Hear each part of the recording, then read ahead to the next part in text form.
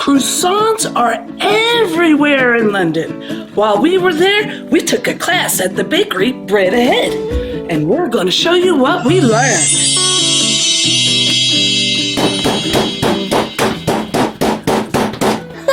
Whew, I'm tired now. Making croissants is actually a 3-day process, but we don't have that attention span. And we made them in 4 hours in class. I'm not even sure how we did that. Oh yeah, our teacher made the dough ahead of time, which is what Big Val did last night. We'll show you that in a few minutes. Pound your butter, and when it gets close to a 1/4 inch thick, fold your parchment into a square and roll it into the corners, then pop that baby back into the fridge. It's a little thin and a little big, but we're gonna make it work. And you know what else? We didn't do it perfectly through this whole thing, and they turned out awesome. You know it. I'm off to the Flying Four Zeppelin to get the special flour. You keep an eye on that steam gauge. Roll out your dough to a 10-inch square and pull on the corners like they're ears. And pull the top over and the bottom up, then the sides, and pinch your envelope closed. You're cute as a pinch too. Oh, shucks. Here's a technique we learned in class. Use your rolling pin to smash and move your dough and butter, starting from the center and rolling to the edge. You turn your dough over a lot and use your rolling pin to get flat edges. Roll it to around 27 inches long and 10 inches wide. Fold it in thirds like those old-fashioned snail mail letters. You remember those paper things before email, right? Wrap it back up in the parchment paper and chill for an hour. All right, and while we're waiting for an hour is like a really long time in Looney Land. I know. Hey, Willifreda, how you coming along with that special flour? I almost got it, just a little more. Wow, this place is cool. Big Val, what are you doing here? Willifreda, you don't need this big contraption to make croissants. But what about the special flour? That's bread flour, and you can pick it up in the grocery store. Oh well, let's get back to it then. 500 grams of bread flour that you can buy in the grocery store,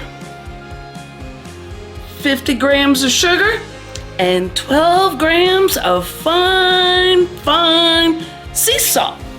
Add half a cup of water and half a cup of whole fat milk. It's kind of spooky looking. Doesn't look like anything those dry yeast packages we get in the grocery store. I know, it's not like regular yeast. Active yeast? It kind of feels like mushrooms. What kind of mushrooms have you been eating? You can get it at any local bakery.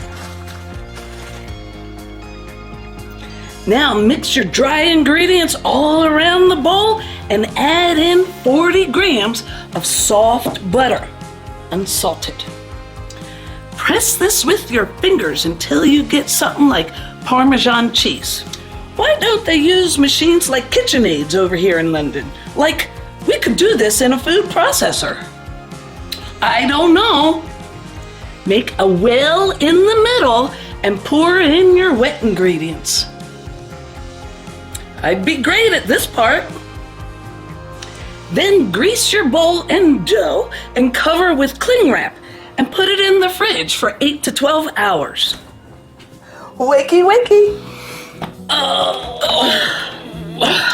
Then roll it out to 27 inches by 10 inches again.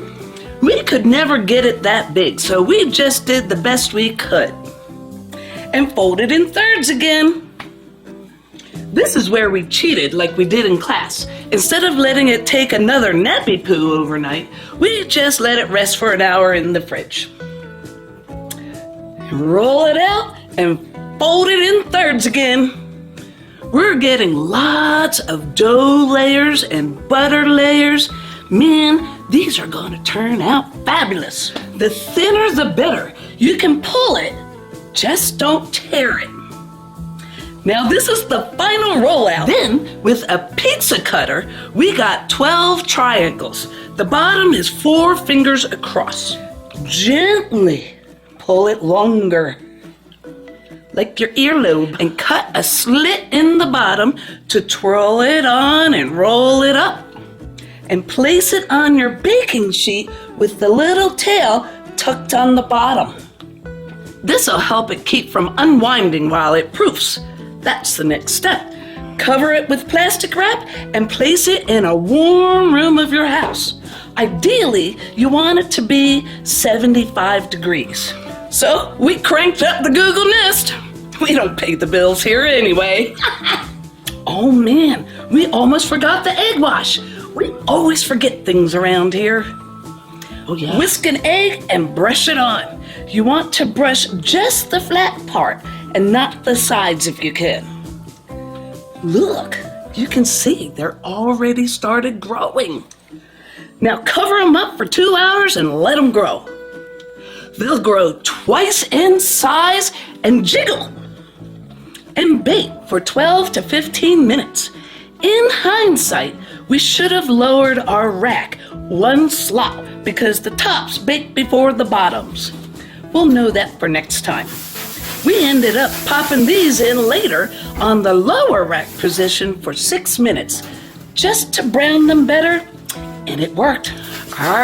These be the flakiest croissants I've ever seen. You really know how to mix magic with mischief, Willa. 'Tis the joy of cooking with a dash of flary fare and a sprinkle of silliness, Captain.